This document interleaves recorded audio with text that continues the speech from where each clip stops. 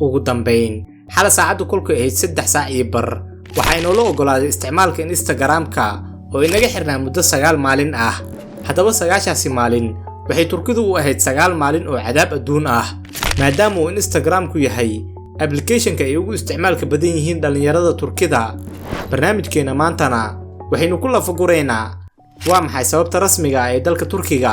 looga xiray Instagram-ka waa intii khasaaraha dhaqaale ee ka dhashay xirnaanshaha Instagram-ka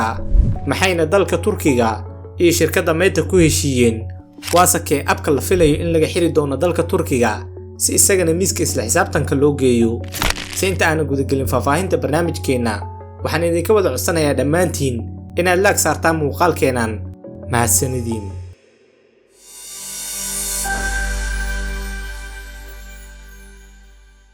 Instagram-ku waa mid ka mid ah applications-ka ay leedahay shirkadda Meta waxayna gaarayaan dadka isticmaala 2.4 bilyan oo qof tirakoobyadii ugu dambeeyay ee la sameeyayna waxay sheegayaan in dalka Hindiya uu yahay dalka koowaad ee ugu isticmaalka badan abkani waxaana ku xigo Mareykanka, Brazil, Indonesia iyo waliba dalka Turkiga oo sidaas ayuu dalka Turkiga ku yahay dalka shanaad ee ugu isticmaalka badan aaladani haddaba taariikhdu kulkay ahayd 2/8/2024 waxa uu dalka Turkiga xiray gabi ahaanba Instagram-ka oo waxa la soo kacay subaxnimadii Jimcada ahayd isaga oo aanan shaqaynaynin maadaama aanan dadkii loo sheegin in aaladan la xiri doonana durbadiiba waxay bilaabeen inay isweydiinayaan waa maxay sababta loo xiray Instagram-ka si ay xog u helaanna waxay dadkii u wada guureen shirkadda X waxaana jira video meme ah oo laga sameeyay subaxii Jimcada ah sida uu X jam uga ahaa dalka Turkiga ee bal ila yara daawo muuqaalka meme-ga ah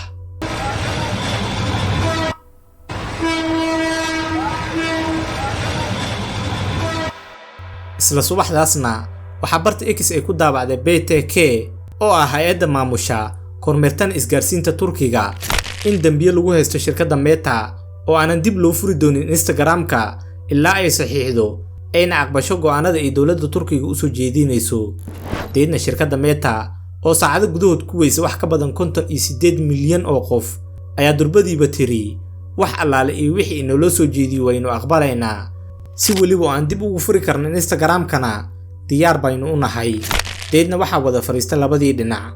waxaana lagu eedeeyay Instagram-ka inuu ka qayb qaato faafinta dambiyada loo yaqaan catalog crimes oo ay ka mid yihiin kufsiga dilalka dhaca afduubka ka ganacsiga balwadaha aan dalka laga ogoleyn iyo waliba howlaha la xiriira ururada dambiilayaasha sidoo kale waxa lagu eedeeyay Instagram-ka inuu taageero ururada argagixisada ah sida BKK Feto iyo waliba BSHK iyadoona lagu amray inay gabi ahaanba fariimahooda iyo wax waliba oo dhiirigelinay argagixisadan uu masaxayo sidoo kalena waxa khasab looga dhigay shirkadda Meta inay u hoggaansanaato shuruucaha dalka oo aynan geli karin arrimaha siyaasadeed iyo kala aragti duwanaanshaha caalamka oo sidaad ogtihiinba Instagram-ka in la xiro waxa asaas u ahaa in shirkadda Meta ay si automatic ah u tirtiraysay fariimaha dadkii ka tacsiyeynayay Ismaaciil Haniya tanina waxay lid ku ahayd xornimada bulsheed iyo waliba midnimada dawladda Turkiga oo sidaas ayaa loo xiray si haatan wixii ka dambeeyo shirkadda Meta fariin ma tirtiri doonto iyadoo aan digniin siinin dadka arrimahan xasaasiga ahna waxay ku qasbanaan doontaa inay indhaha ka xirato waxa kale oo lagu amray shirkadda Meta inaysan ka ganacsan karin xogta dadka oo aynan u la dhaqmi karin sida ay rabto si waxa ku waajib ah inay ilaaliso xogta qof waliba oo Turki ah oo isticmaalo aaladani deedna Meta way wada aqbashay amaradii loo soo wada jeediyay maadaama aysan diyaar u ahayn inay hal mar weyso wax ka badan 58 milyan oo macaamiil ah waxaana intaasi u sii dheer in 33% lacagaha xayeysiimaha ee dalka Turkiga ay si toos ah ugu dhacaan akoonada Instagram-ka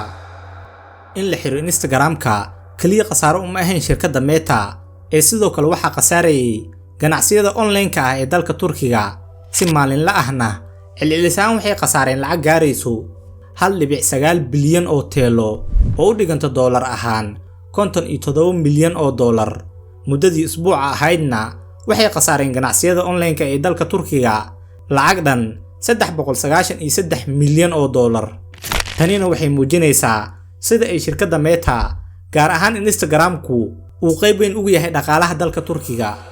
waa sax inaysan shirkadihii online-ka wax ku iibsan jiray aysan xaafadahoodu iska fadhinin muddadan 9 maalmood ah oo waxay awoodda saarayeen TikTok iyo weliba X si halkaasi kuma lahayn macaamiil. taasina waxay noqotay suuq xumo iyo sicir barar ballaaran. sidoo kale dhalintu maadaama ay la qabsadeen isticmaalka Instagram-ka ayna fasax ku wada jiraan oo uu sana dugsiyeedku xiran yahay, waxay isticmaali jireen aaladda VPN taas oo awood u siinaysay inay Instagram-ka isticmaalaan. oo VPN ayaaba jimcadii la soo dhaafay noqday abka loogu isticmaalka badan yahay dalka Turkiga. kolkii la joogo dalka Turkiga, dadka ugu badan ee isticmaalo Instagram-ka waxay da'doodu u dhaxaysaa 25 ilaa 34, halka kooxda labaadna ay yihiin 35 ilaa 44 sano jiro. waxayna dhalinta Turkiga u soo jeediyeen dowladooda codsi ahaan intii ay xiri lahayd Instagram inay xirto aaladda TikTok-ga, waayo halkaasi waxaa ka jira dhaqan doorsan ballaaran iyo weliba burburinta fitradii bini'aadanka. lamana ogo ilaa iyo hadda sida ay dowladdu ugu jawaabi doonto codsigaasi iyo inay TikTok-na keeni doonto miiska wada hadalka. ugu dambaynna, haddii aad halkaan nala soo gaarteen, la jirkiina farxad ayay noo tahay saaxiibayaal. inta aan barnaamijka xigay kaga kulmi doonana, waxaan idinkaga tegaynaa dunidu waa dulqaad, dadaalkuna waa muhiim.